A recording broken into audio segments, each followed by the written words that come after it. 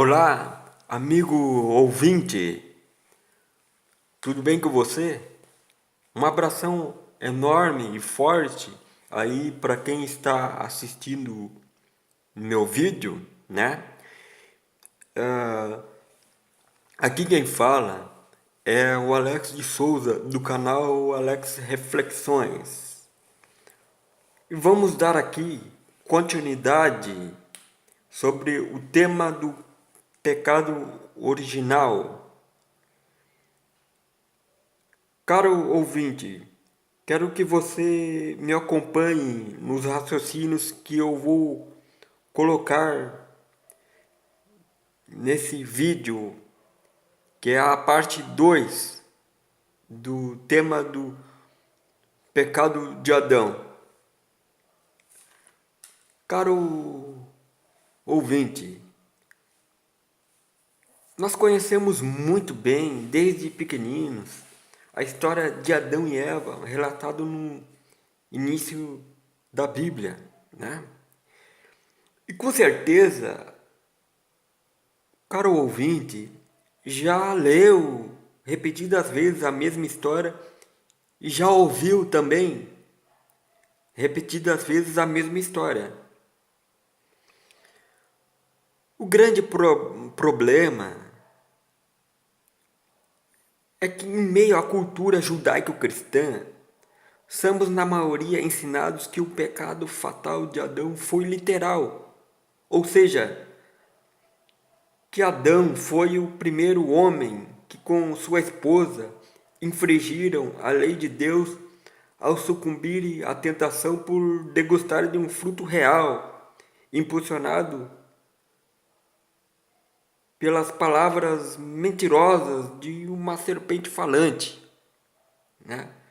Então o pecado de Adão e Eva trouxe consequentemente as desgraças e sofrimentos para toda a humanidade, né? Essa é a visão acerca do tema do pecado de Adão, né? Essa visão, esse ponto de vista atravessou gerações. Então é sobre esse ponto de vista que aprendemos no meio judaico-cristão, né? Que passa de geração em geração. A maioria das pessoas presas a dogmas estabelecidos de suas religiões tem tendência a se apegar a coisas triviais, o que os leva a conhecerem somente a superfície textual da narração do pecado original, descrito ali em Gênesis, né? A maioria julga apenas pelas aparências, o quadro representativo. Então, nascem assim as divergências de opiniões acerca do assunto, os conflitos de ideias, né? Não seria mais racional considerar o seguinte: é que assim, Adão existiu realmente, mas o seu pecado narrado na Gênesis, a árvore da ciência do bem e do mal, o fruto, a serpente e etc., são alegorias simbólicas que se misturaram com a pessoa real de Adão, né? Assim, formou todo um teatro nas páginas de Gênesis, sobre o início do mundo, o início dos tempos. A verdade é que Adão não foi criado adulto, como relata Gênesis. E sim teve infância como todo ser humano e também teve pais e avós como qualquer outra pessoa. Não foi-lhe dado sopro nenhum nas narinas para que ele viesse a ser alma vivente quando foi supostamente formado do barro, né? E não foi-lhe tirado costela alguma para que tal mulher fosse criado, tal primeira mulher. É que toda uma atmosfera de mito com elementos, aspectos e atributos alegóricos foi colocada em torno de uma pessoa comum, né? O mito familiarizado com relatos de outras culturas acerca da criação de um primeiro homem do barro envolveu a figura de Adão, e assim nasceu o quadro representativo da humanidade relatado em Gênesis, sobrevivendo assim por gerações, culturas e religiões. Foi considerado como sendo um fato verídico com o tempo, né? Uma mentira que repete tantas vezes na cabeça das pessoas se torna uma verdade. Digo que muitos mitos se produzem da mesma forma. Pega-se uma pessoa real e junta um monte de fábulas e o envolve em narrativas pressupostas e espalha-se ao público. Porém, narrativas que podem, às vezes, representar algo significativo e profundo. A ficção e a verdade se misturam e cria-se um quadro simbólico, né? Como exemplo, temos o famoso quadro de São Jorge, montado em seu cavalo, combatendo um dragão voraz e assustador. Quando somos pequeninos, acreditamos mesmo que São Jorge foi até a lua e lutou com um dragão que cuspia fogo pela boca, direcionado ao suposto santo do catolicismo, né? Mas quando somos adultos, sabemos que o quadro de São Jorge combatendo o dragão com sua lança é apenas uma representação figurativa. São Jorge não matou dragão algum, porque dragões que gospem fogo pela boca não existem e nunca existiram realmente. O dragão é um animal fictício, presente em diversas lendas em diferentes culturas. Porém, o dragão no quadro de São Jorge representa a maldade humana combatida pelo guerreiro da Capadócia, e o fogo da boca do dragão representa a chama voraz da luxúria.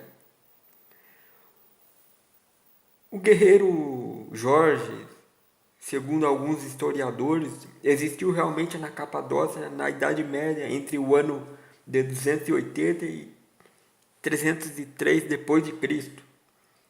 Porém, mitos se misturaram com sua vida real. Então, mesmo também pode ter se dado com a pessoa de Adão, que viveu aproximadamente há 4.000 anos antes de Cristo.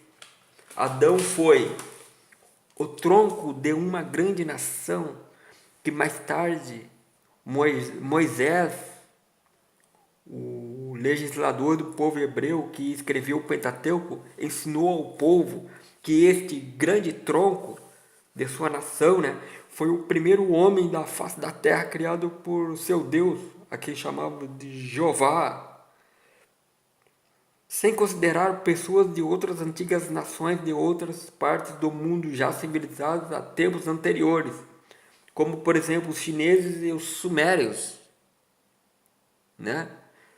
É muito difícil de aceitar que o homem surgiu há 6.000 anos atrás, segundo diz a cronologia bíblica. Como então, como em pouco tempo raças, povos e culturas puderam se modificar? Resumindo, foi Moisés quem deu a Adão o título de primeiro homem. Não foi por causa do pecado de um primeiro casal que o nosso mundo ficou atribulado e cheio de dificuldades, sendo palco de provas e dificuldades para os seus descendentes. Pelo contrário, foi o nosso mundo de dificuldades, provas e expiações que deu margem para a criação do mito do pecado de Adão. O mundo antigo, bárbaro, mergulhado na ignorância e na violência, foi um campo apropriado e fértil para a produção de mitos que relatam as supostas origens do sofrimento humano. Muitos mitos sobre a criação do mundo de um primeiro homem e a origem do mal se produziram na infância da humanidade, refletindo de forma semelhante em cada cultura.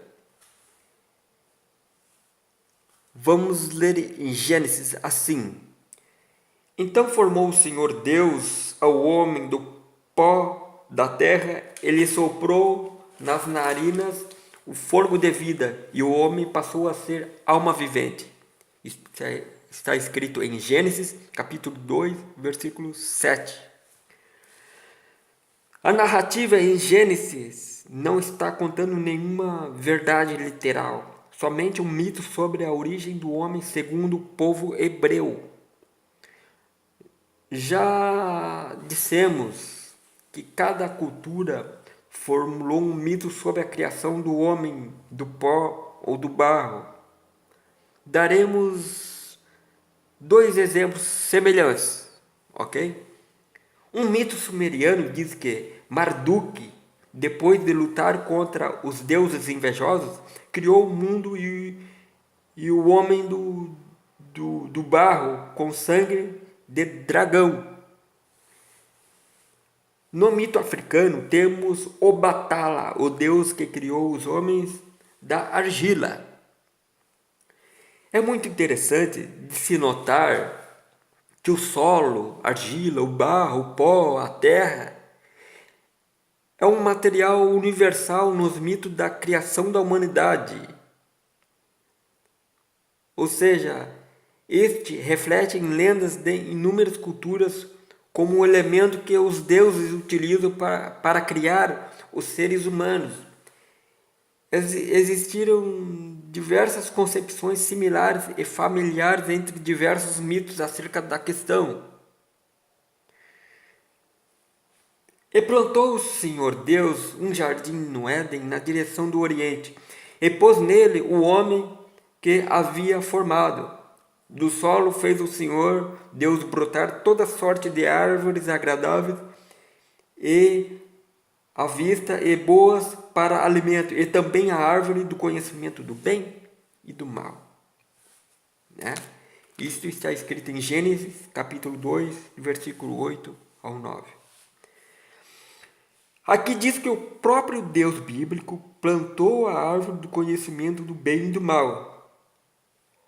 Automaticamente, então, ele próprio tinha esse conhecimento do mal e supostamente colocou de propósito para que o primeiro casal pudesse ter acesso ao desastre da humanidade. Então, nesse caso, ele é o próprio autor do mal, segundo essa narrativa.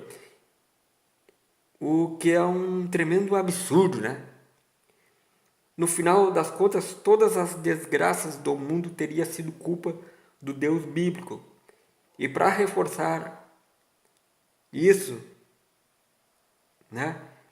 Ele próprio confirma isso em Isaías 45, capítulo 45, né, versículo 7. Eu formo a luz e formo as trevas. Eu crio o bem e crio o mal. Isso quer dizer então que ele inventou o mal.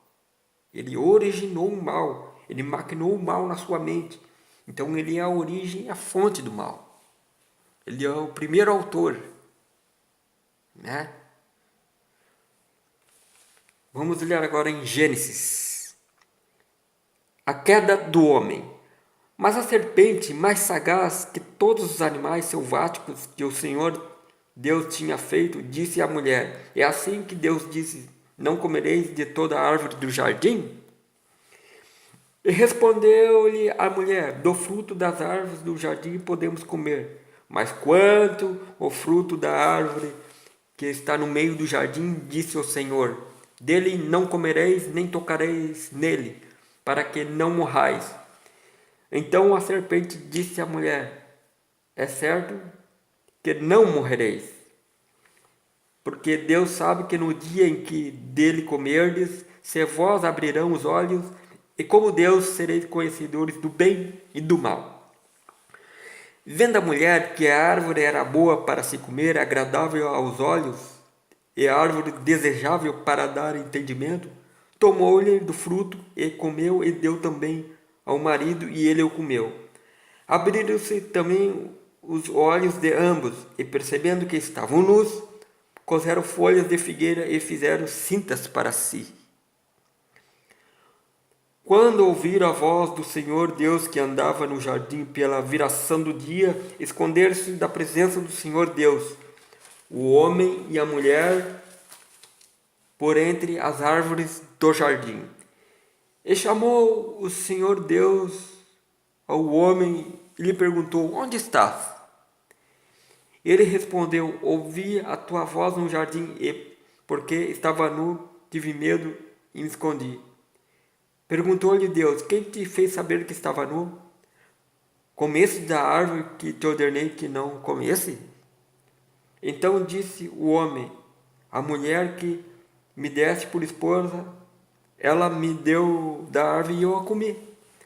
Disse Deus à mulher: que é isso que fizeste? Respondeu a mulher: a serpente me enganou e eu comi. Então o Senhor Deus disse à serpente: visto que fizeste, maldita és entre todos os animais selváticos, rastejarás sobre o teu ventre e comerás pó todos os dias da tua vida. Porém, inimizade entre ti e a mulher, entre a tua descendência e o seu descendente. Este te ferirá a cabeça e tu lhe ferirá o calcanhar. E a mulher disse: multiplicarei sobremodo os sofrimentos de tua gravidez, e meio a dores darás a luz a filhos, e o teu desejo será para o teu marido, e ele te governará. Gênesis, capítulo 3, versículo 1 ao 16. O Senhor Deus, por isso, o lançou fora do jardim do Éden, a fim de lavrar a terra de que fora tomado. E expulso o homem, colocou querubins ao oriente do jardim do Éden, e o refugir de uma espada que envolvia para guardar o caminho da árvore da vida. Gênesis, capítulo 3, 23 ao 24. Bom, vamos investigar estes textos aí que eu acabei de ler, né? De início, assim, temos a serpente enganando Eva, né? E logo depois, Eva oferece o fruto para Adão, e ambos pecam, perdendo a imortalidade, né? Então, a primeira pergunta é: se essa narrativa foi literalmente verídica, haveria a possibilidade de Adão não ter pecado? Haveria a possibilidade de apenas Eva pecar, mas Adão não? A lei das probabilidades diz que isso poderia ser possível. Mas e se ocorresse, o que aconteceria à sua descendência e como as coisas seriam? Os homens viveriam eternamente em vez das mulheres? Todos seriam meio pecadores? Somente Adão viveria para sempre entre os homens? Ou Eva seria destruída e Deus faria outra mulher para Adão gerar uma humanidade perfeita? Como que seria daí? Perceba que a narração do pecado de Adão, tomado ao pé da letra, levanta muitos questionamentos insolucionáveis. Não tem como solucionar, né? Fica tudo um mistério insolucionável. Quanto à figura da serpente, as perguntas são: qual espécie de serpente enganou Eva no paraíso? A Bíblia não diz nada a esse respeito, e tampouco sobre a espécie de árvore no jardim, se foi uma macieira, se foi uma figueira, enfim, não fala nada. Seu mundo caiu em derradeiro total por influência maldosa de uma serpente, e assim a mesma foi amaldiçoada por Deus e condenada a rastejar-se pelo solo comendo do pó. Então, por que, segundo alguns cristãos, Noé precisou conservar espécies de serpente em sua arca para protegê-la de um dilúvio universal para mais tarde prosseguirem na procriação? E por que na Bíblia Deus empregou esse mesmo animal, né, amaldiçoado para castigar israelitas queixosos no deserto que estavam famintos e pediram pão, né? Se a serpente teve literalmente pernas antes de tentar Eva, como muitos teólogos são capazes de afirmar, né? E a perdeu depois de mentir para Eva, sendo amaldiçoada por Deus entre todos os animais, e que o rastejo foi uma forma de humilhação. Por que então em Gênesis, no capítulo 1, versículo 28, diz que Deus já criara répteis rastejantes? Deus já criou seres humilhados? Estranho. Não se trata então de um animal metafórico e simbólico introduzido nessa narração? Sim, e tudo nos diz categoricamente que se no quadro simbólico fosse colocado um papagaio ali no lugar da cobra, né?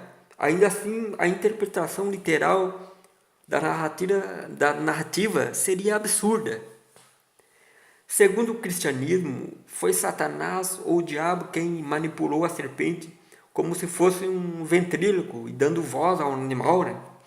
Nesse caso, por que então o suposto Satanás não se disfarçou de um anjo de Deus, de Jeová, para enganar Eva, já que, segundo a igreja, o mesmo pode fingir-se de anjo de luz? Devemos ter em mente, antes de tudo, que a palavra serpente significa nash, que vem originalmente do hebraico, que significa astúcia. A serpente, com sua pele viscosa e escorregadia e sorrateira, e com seu perigoso veneno, se ajusta perfeitamente nesse quadro alegórico, e nenhum outro animal faria esse papel melhor no lugar da serpente. Aliás, a serpente desempenhou diferentes papéis no misticismo e na espiritualidade em diversas culturas do passado. A serpente nessa narração é o símbolo do sortilégio e da astúcia dos maus conselhos, com palavras venenosas que penetram sorrateiramente, né? Sorrateiro, assim, né? Sorrateiramente no intelecto e na consciência humana, conduzindo ao mau caminho, né? Vem assim de modo sutil, sorrateiro. Me desculpe aí pelo gaguejo, pelo erro, ok? Mas vamos continuar. Quanto à vergonha de Adão e Eva, em Gênesis capítulo 3, do 7 ao 10, que abriram seus olhos e viram que estavam nus e se esconderam da face do Senhor Deus. Tiveram medo e se esconderam. Isto é, quando eram perfeitos e estavam nus, não sentiu eles vergonha alguma. Eles não sentiram vergonha antes de se apresentar de tal forma, né? Depois que pecaram, seus olhos se abriram e viram que estavam nus e se envergonharam. Assim é o que dá a entender o texto num sentido literal, ok? Porém, assim, os cristãos alegam que o pecado de Adão não estava nos planos divinos, dentro das leis que estabeleceu no universo, ok? O pecado de Adão trouxe uma série de consequências inevitáveis e abomináveis aos olhos do Criador. Assim afirmam beatos e fanáticos que sustentam teses absurdas, né? Automaticamente, para os seguidores da igreja, a vergonha do ser humano em se apresentar nu ou despido foi uma das consequências do pecado de um primeiro casal, ok? Que outrora era puro, perfeito e sem maldades mentais, né? E tinham outros olhos de encarar as coisas.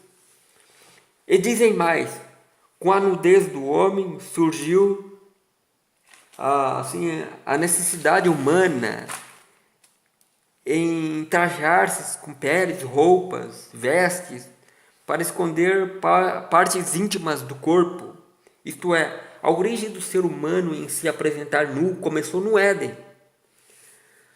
Então eu pergunto, se isso é verdade, como pode muitos povos tribais selvagens encontrados em muitas florestas do mundo todo, andarem naturalmente despidos ou nus até mesmo na frente de pessoas estranhas e não sentirem vergonha alguma?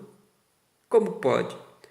Como exemplo, temos as tribos selvagens de índios da Amazônia, que vivem em densas matas, né? Muitos moradores dessas tribos até se sentem desconfortáveis com roupa, né? Quer dizer que se não houvesse o suposto pecado de Adão, os homens andariam nus até nas regiões boreais, como na Antártica e no Ártico? Será? Não haveria a variedade, estilos de roupas para identificar as etnias, costumes e culturas de muitas raças e povos de diferentes culturas? Saiba que os diferentes estilos de roupas é algo que se encadeia e se encaixa perfeitamente com a diversidade de muitas coisas. Como pode algo que se ajusta e se conecta perfeitamente com a lei da diversidade em quase todas as coisas ser consequência de um pecado ou erro casual que não estava nos planos de uma divindade supostamente perfeita? Digo assim que seria mais racional e coerente interpretar o relato do pecado adâmico da seguinte forma. Perceba que nessa narrativa dá a entender por uma visão superficial, né? Que o homem, antes de pecar, era perfeito e andava naturalmente nu. Mas depois que ele pecou, ficou imperfeito e teve que vestir-se por causa de sua vergonhosa imperfeição. Mas sabe que na verdade, que por outro ângulo ou outro ponto de vista, o Adão nu simboliza a humanidade primitiva mergulhada na inocência e ignorância, carente da ciência em períodos primitivos. A humanidade que não conhecia nem o metal nem a escrita. O Adão imperfeito depois do pecado simboliza a humanidade já amadurecida e civilizada, já com mais noção de tecnologia e com os olhos abertos para a ciência. Isso significa que ao passo em que que o mundo vai evoluindo, né? O homem vai adquirindo percepções das coisas e os seus olhos se abrem porque vai descobrindo novos horizontes com o conhecimento. Podemos fazer também uma analogia com uma criança que, quando é pequenina, ela nem sequer liga para a sua nudez, passando a andar nua nas ruas e dentro de casa, na frente de todos os adultos. Mas à medida em que a criança vai crescendo, o seu entendimento e a percepção das coisas vão aumentando, né? Quando finalmente esta já é crescida, não se torna mais inocente diante do mundo, e seus olhos se abrem de modo que esta não poderá mais andar nua, tendo que vestir-se. Não é assim? Isso ocorre de fato com o ser humano gradualmente, quando surgem suas noções básicas de moral, ok? Assim também se dá com o mundo. A humanidade deixa de ser criança e passa a provir-se de sabedoria do mundo moderno e não ficar mais cega na ignorância do primitivismo. Os seus olhos precisam ser abertos. O símbolo de Adão nu, sem o pecado, é como o de uma criança inocente que não conhece os perigos do mundo. A criança pequenina não tem pecado para o mundo e sua mentalidade é pura como o de Adão antes de pecar, né? É pura como a de Adão. Fazendo uma analogia, uma comparação, né? Dá para se encaixar aí, essa analogia, se encaixa certinho. A figura de Adão depois do pecado é como de um adulto que tem que vestir-se, pois sua mentalidade já não é mais limpa e inocente como de uma criança, e por isso envergonha-se de sua nudez. É notável como essa narrativa bíblica do pecado adâmico, apesar de ser absurdo no ângulo literal, possui, por outro ponto de vista, uma perfeita analogia com a vida do ser humano, de criança para adulto, e também com a mudança do mundo, da humanidade e suas transformações. Adão é a personificação da humanidade, assim como a árvore da ciência do bem e do mal é a simbologia do conhecimento e da sabedoria da evolução. O fruto é a simbologia das intenções, dos desejos materiais do homem, né? Nos versículos 9, 11 e 13 do capítulo 3, Deus faz perguntas tais como: onde estás? Quem te fez saber que estava nu? Que é isso que fizeste? Por que estranha razão Deus faz perguntas? Um ser ou uma divindade transcendental, infinitamente perfeita, que está no controle absoluto de tudo, tem o conhecimento de tudo, e é onipresente, que criou com precisão todas as coisas no infinito, não necessitaria de fazer perguntas, como se não soubesse ou não tivesse conhecimento de algo. Então, assim, na forma literal, dá a entender que Deus desconhece alguma coisa. Então, cadê a sua onisciência? Desculpa aqui. Cadê a sua onisciência?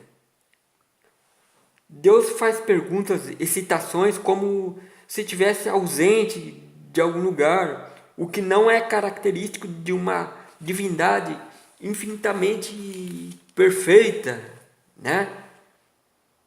Infinitamente perfeita, eterna, onisciente, onipotente, onipresente, enfim. Deus não quer dizer que Deus não estava presente quando Adão pecou.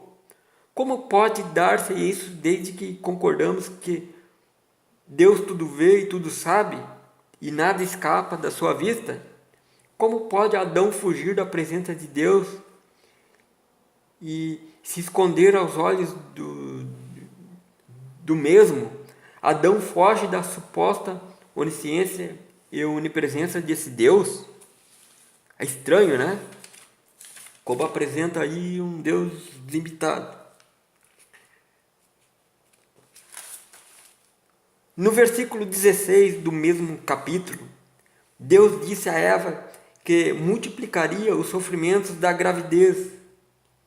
Ou seja, ao gerar filhos, teria a mulher dores de parto, né? Quer dizer que a origem do sofrimento de uma mulher tendo dores de um parto natural repousa na punição que Deus deu a Eva, amaldiçoando todas as fêmeas da espécie humana. Muitos cristãos Dirão que sim. Mas e quanto às fêmeas de outras espécies de animais que também sentem dores de parto? Por que as fêmeas de outras espécies pagariam pelo suposto erro de Eva, tendo que também passarem pelas dores de parto? Quer dizer, então, que Deus não fez só a humanidade pagar por um casal da mesma espécie, mas fez todas as espécies de seres da Terra pagarem pelo erro de uma? Como é que é isso? É estranho, não é?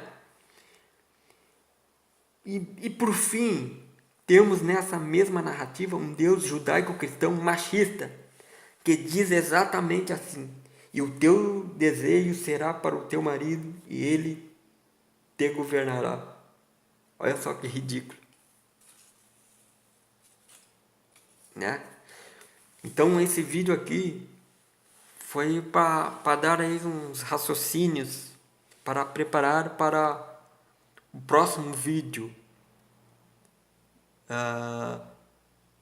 para debater, para raciocinar em cima dessa questão do suposto pecado de Adão, né? Então vamos aqui encerrar mais uma parte desse tema.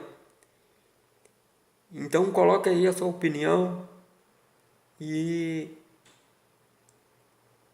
e fique preparado para a parte 3. Tchau, tchau.